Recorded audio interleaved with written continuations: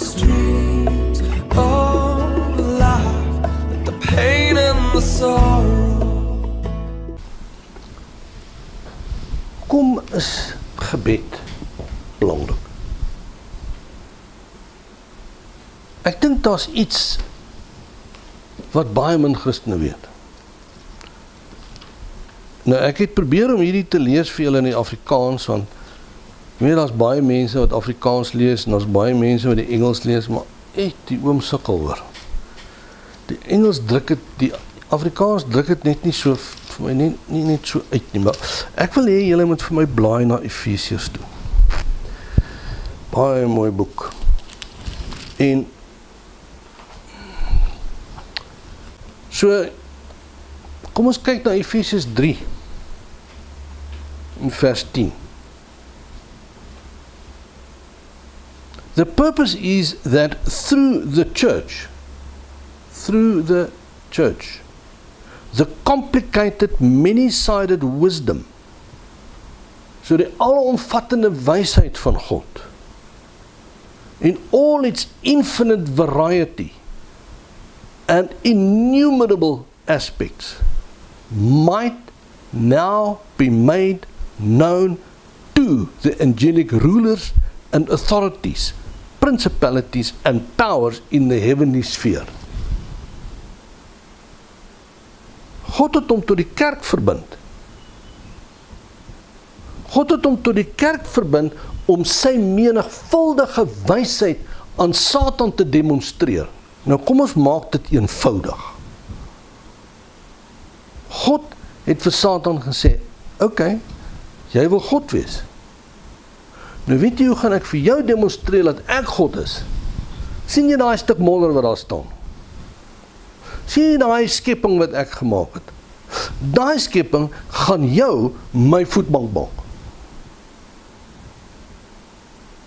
Satan het hierdie storie so gekyk en het gedink, maar weet jy wat? Al wat ek moet doen is ek moet net die kerk uitskakel. Ek moet net die kinders van God verlam.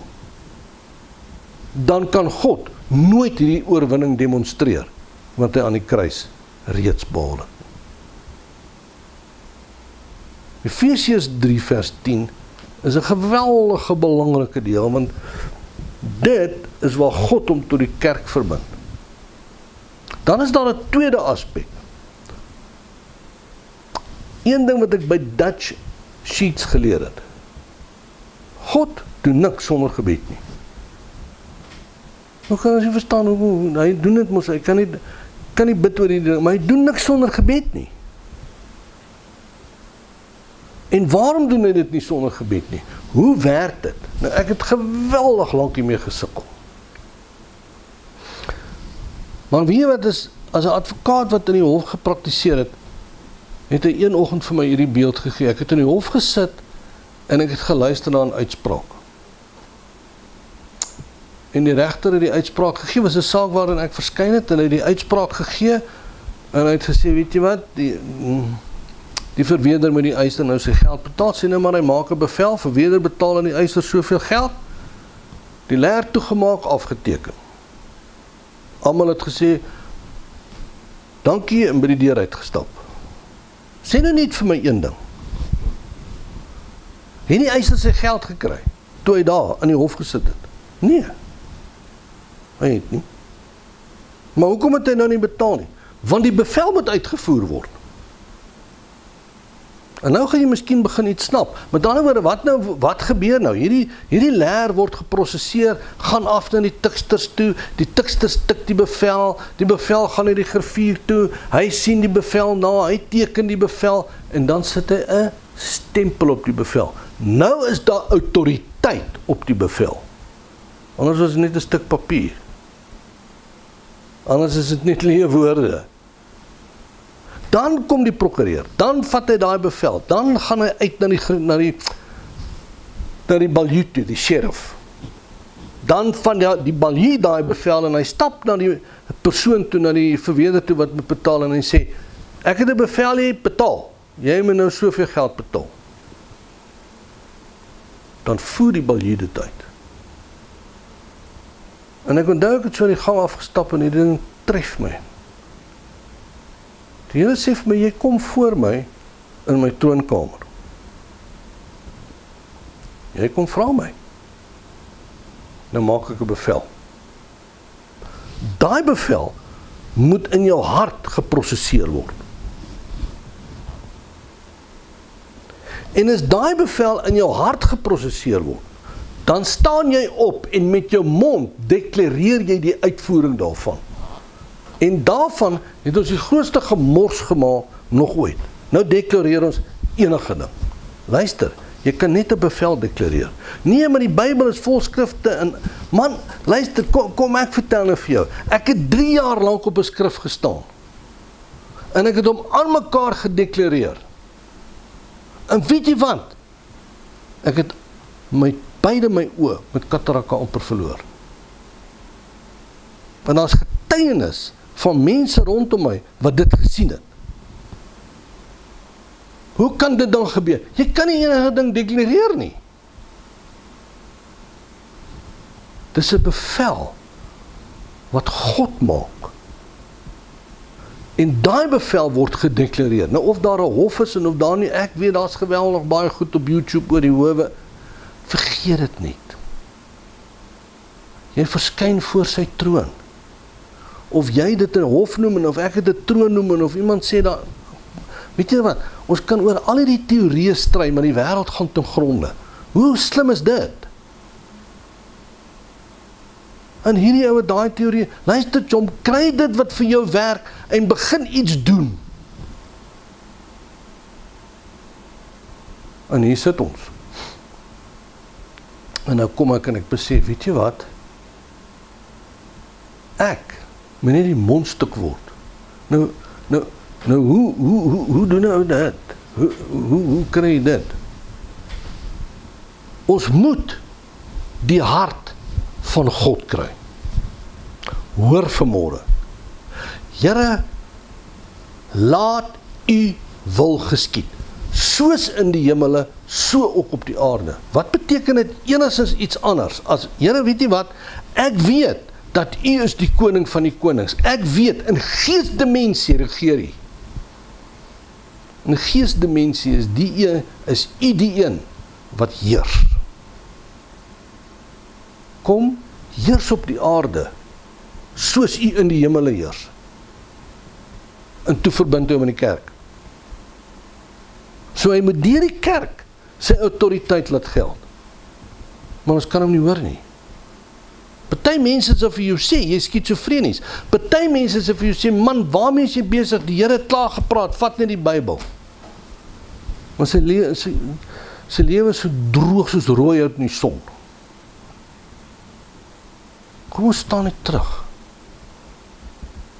Kom ons neem net, jy weet, daar is so 'n uitdrukking in Engels wat so mooi is, stock taking. Hoe lyk my vooraan?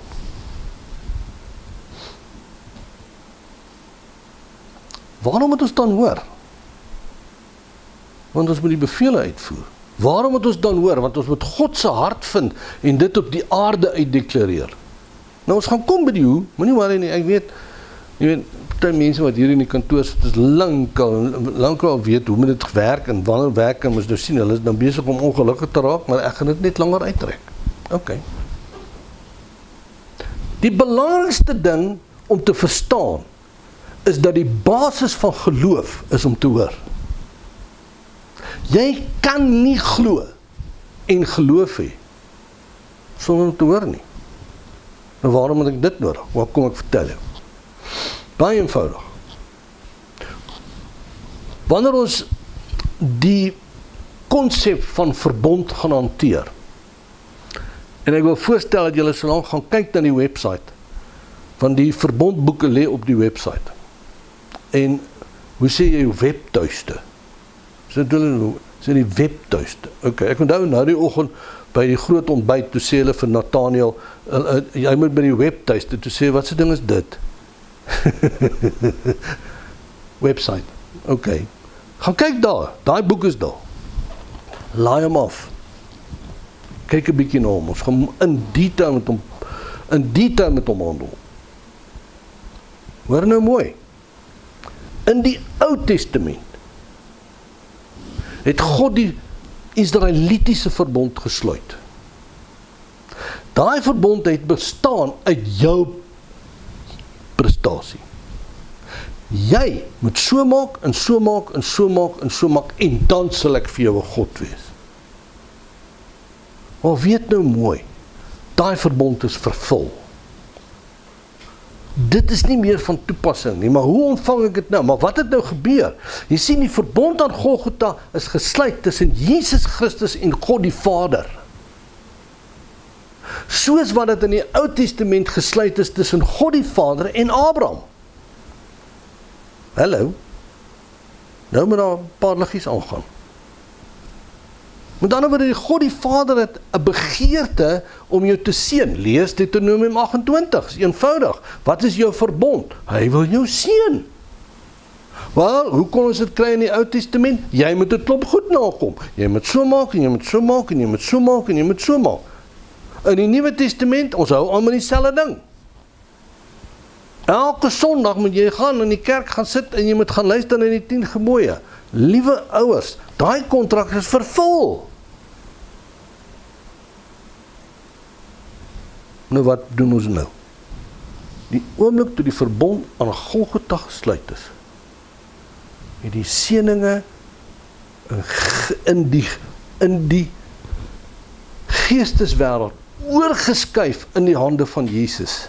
Dis waarom die skrif sê, we are seated in heavenly places. Alright, so hoe kry ek dit nou van hom af? Hier is die sleutel. Watch nou mooi.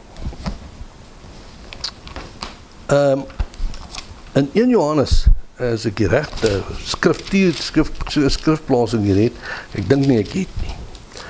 Nou ja, ons gaan nou moet gaan kyk, maar dat is in Johannes 16. Kom ons gaan kyk 'n bietjie in Johannes 16. En ek wil daar verlees hier van vers 12 af. Johannes 16 vers 12, let op. I have still many things to say to you, but you are not able to hear them. Jesus is aan die woord, hy is besig om met sy disippels te praat, or take them upon you. Nou moet jy mooi kyk. But when he, the Spirit of truth, the truth-giving Spirit, he will guide you into all the truth. Oh, is die sleutel. Dis hoekom ek moet hoor. For he will not speak of his own, but he will tell whatever he hears. Kyk vers 14. He will honor and glorify me, because he will take off, receive and draw what is mine. So toe dit skuif op Golgotha uit die hande van God die Vader, in die hande en die arms van Jesus Christus in. Die Heilige Gees gaan ons bedien met dit wat Jesus ontvang het en wat vir ons toegeken is. Daar is jou erfenis. Maar dis hoe hy dit bepaal het. Everything that the Father has is mine. That is what I meant when I said that he, the Spirit, will take the things that are mine and he will reveal it to you. Daar's die sleutel. Nou, hoe ontvang ek dit van die Heilige Gees? Hoe werk dit? Deur geloof. Hoe kry ek dit? Hoe omvat ek dit? Hoe ontvang ek my geniet? Deur geloof. Hoe ontvang ek dan die voorsiening waaraan hy gestel? Deur geloof. Hoe ontvang ek my redding? Deur geloof. Geloof die outeur van geloof is die Heilige Gees. Jy kan dit nie opwek nie, jy kan dit nie kry nie, jy kan dit nie maak nie, glad nie. Maar geloof se basis is om te hoor. Nou kom ons stop net vir 'n oomblik. So ek begin op aarde tot God nader. En dan begin ek bid. En in my gebed begin ek die antwoord kry van wat gebeur het in die Gees. Nou weet ek wat gebeur het in die Gees. Nou ontstaan ek 'n geloof om dit wat reeds in die Gees gebeur het te laat manifesteer op aarde. Ek kan dit nie mooi verduidelik as dit. Kan jy verstaan wat het ons met gebed gemaak? Ons kan glad nie met hom kontak maak nie. Ons weet glad nie wat hy sê nie. Ons hou net aan bid. En dan vra ons hom, Here asseblief, genees my, Here asseblief, genees my. Die oomblik toe sy bloed aan die kruis gevloei het, is jy genees, broer. Daar's iets wat dit weghou. En nou gaan 'n klomp mense 'n groot probleem hê. Julle is welkom om my te bel, kom sit om 'n tafel, ek sal dit vir jou wys. Nou kom ek illustreer vir jou met voorbeelde. As ek dit al genoem het in 'n vorige opname, vergewe die ou man. Nou is ons besig met mannekampe. Nou moet jy weet, dit is nou baie belangrik, want ek het nou 'n spreekbeurt ook gekry. Nou het ek 'n spreekbeurt en nou sê ek dinge is, ek leer die mense die verbond en dit gaan net lekker. Nou moet jy weet, ons ou boerenasie is maar baie ernstig, veral wanneer dit by godsdienst kom. Ek weet nie, om net daardie muur te breek, om deur te kom, is nogal 'n issue. Maar nou ja, nou baie sedig, hoogheilig, 6:00 die oggend, gaan ons nou saam bid. Nou gaan ons daar sit, nou gaan ons bid. Ok, so die leier, die groep leiertjies kom en die dinge kom en die sprekers kom en almal is daar. Dit is nogal interessante affære as julle sien. En daar het jy nou almal die mekaar, verstaan jy? Hierdie NG manne, hierdie hervormde manne, hierdie gereformeerde manne, hierdie wille manne van die AGS en hierdie ouens uit die charismatiese kerke in dit gool, broer. Laat ek vir jou vertel, jy bid, ek dink Satan voer 'n real dans uit. En in hierdie gebed is ons nou besig en ek wil spesifiek hierdie storie herhaal want hy pas presies in hierdie geloof in. En wat gebeur? Hier bring hulle 'n oom in. Maar ek sê 'n oom, maar daar staan en sê oom, ek was 'n jong man. En hier bring hulle hom in, maar hy het baie pyn. Kyk, 2 broers, baie seerig, stap in. Nee, hierdie broer, oom broer Jan, hy is besig om 'n niersteen te passeer. Dat ek vir jou vertel, ons manne is nie gebou daarvoor nie, want ons het glad nie voorsiening gekry om geboorte te gee nie. Daai ou het pyn, broer. Dat ek vir jou vertel, hy staan met sy nek so vooruit, soos hy tannie daar in die outsurance advertensie, en ek steek my nek ver uit. Hy het so gelyk. Maar ons spring in die werk, want hoekom? Hulle het 'n skrif gekry, wat was die skrif? Die ouderlinge sal vir jou bid. Man, hoeveel ouderlinge wil jy hê? Ons het die hele vertrek vol. En daar begin ons, broer, maar ons roer om. Toe so 5 minute weg is, en besluit ek, dit gaan te stadig, toe skiet ek in die kombuis en gaan haal 'n bottel koueolie. Smeer hom. Oor die hare, oor die klere. En toe ons nou al die triks uitgehaal het, die real danse gevoel het, die ander ouens wat net 'n gebedjie geprewel het, party ouens het hande opgelê, luister, alles in die boek. Toe stap hy uit by die deur, tussen die 2 mense wat hom ingebring het, en hy stap uit soos hy ingekom het. Sien, en toe steek ek vas en ek sê, not acceptable. Dit is nie aanvaarbaar nie. Niemand het so van Jesus al weggestap nie, en ek is sy seun. Ergens is hier iets fout. Ergens is hier ernstige probleem, en nou het ek sommer 'n gemoedsineenstorting. En ons is toe besig die oggend in die saal, ons is besig met die kursus, ek sit agter in die saal, met my stoel sit teen die muur, en kop, en Neville kom daar aan, hier so 11 se kant, Neville is een van ouens sal wie ek geloop het, pastorie in Pretoria, van Lewende Woord, vir die wat nie weet nie. En hy kom aan, en hy begin te deel, hy seker so 11 die oggend, en hy begin daar, vir hulle preek oor die gedeelte, en dan kan ek sien, hy raak ongemaklik, en op 'n stadium toe hou hy op, en hy maak sy Bybel toe, en hy sê, hy kan nie verder preek nie, want die Here wys hom, ek kan nie die ou se naam onthou, kom ons noem dit maar Jan, hier sit 'n ou hier, maar ek gaan nie jou naam sê nie, maar jy sit net hier, jy het 'n geweldige pyn, in jou manlike dele, jy moet opstaan, ek moet vir jou bid, raai wie staan op? Oom Jan. En toe oom Jan uit sy stoel uitkom, toe kom ek uit myne uit. Want nou gaan ek check. En ek loop af van die paadjie agter oom Jan kom in die paadjie in, Neville spring van die platform af, is nie 'n kansel nie, is 'n platform, hy spring af, hy kom by Jan, vat sy hand, op sy kop. 3 woorde, ontvang jou genesing, in die naam van Jesus. En hy draai en hy loop. En hierdie ou het so gebukkend gestaan, en hy het hom stadig so reguit getrek, en hy het sy been gevat en hom so geskop, hy toets hom toe, jy sien. En hy draai om en hy sê, dis vragtig weg. Luister, dis gebed. Ek staan op, maar ek vir julle vertel, my mond is dik. Want waarom doen hy dit so, en ons het gebid, en daar's niks gedoen nie, en ek stap uit by die deur, en toe ek buite kom, toe sê, nie een van julle het my gevra nie.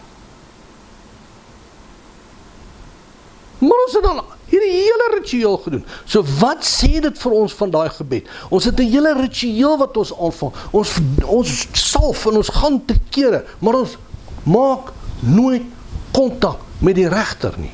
Ons maak nooit kontak om te hoor wat maak hy en wat sê hy in die geesteswêreld nie. Daar's iets wat hy release in die geesteswêreld. Die geloof skop in ons hart in, ons trek dit uit die geesteswêreld uit en manifesteer dit op aarde. En daardeur word my Vader verheerlik. So nou kom ek nie en ek sê vir jou, ek wil nog 'n voorbeeld hou. Ek kry iemand wat my bel. So 2 weke terug. Ou daar van George. En hy was in 'n woordskool gewees wat ek aangebied het hier in 1986 dink ek. Maar hy het my gesoek en ons praat en ons gesels en hy vertel my sy lewe. En hy vertel my van sy dogter dat hy aan die dood moes afstaan. Sy was 18 jaar oud. Ek dink dis seker die ergste ding wat met jou kan gebeur. En ek sê vir hom, luister jy, is jy nog by die Here? Toe sê hy, ja broer, ek is nog by die Here. Sê ek, wel, dis 'n miracle. En toe vertel hy my, en hy vertel my van hulle finansies, nou nie daarop ingaan nie, maar baie swaar gekry finansiëel, en een oggend sit hy in bid, en hy sit so by sy venster en kyk, en hy kom so, ek weet nie wat die voels, wat is die type voel in Afrikaans, maar 'n red robin. En hy kom sit so op sy vensterbank. En hy sit die voel so en kyk, en duidelik in sy gemoed, sê die Here vir hom, sê jy die voeltjie, ek sorg vir hom, hoe kan ek nie vir jou sorg nie? En as ontstaan 'n vreugde in sy hart, en hy sê, Here, dankie vir u versorging. Het hy nou sy geld gekry? Glad nie. 3 weke later toe bel 'n persoon hom, en hy begin 'n magtige besigheid wat hy al 10 jaar aan die gang het. En ek sê vir hom, sê bietjie vir my, het jy dieselfde gewaarwording in jou hart gehad, toe jy vir jou dogter gebid het? Want hulle het gebid, broer, die hele Kaap het gebid. Sy is dood. Het jy dieselfde gewaarwording gehad in jou hart, toe jy so gebid het vir jou dogter, as wat jy gekry het met die voeltjie? Toe sê hy nee, toe sê hy, kyk, die tweede een is geloof. Toe sê hy, nou verstaan het. Daar's 'n werk wat die Heilige Gees in ons hart toe kom doen. En die oorsprong daarvan is om te geloof. En dit werk deur geloof. Om dit te verstaan, moet ons teruggaan na die skrif toe. Sodat jy kan verstaan hoe die skrif die basis vorm vir hierdie lering wat ek bring. Nou ja, tot ons mekaar weer sien. All who are thirsty, and all who are weak,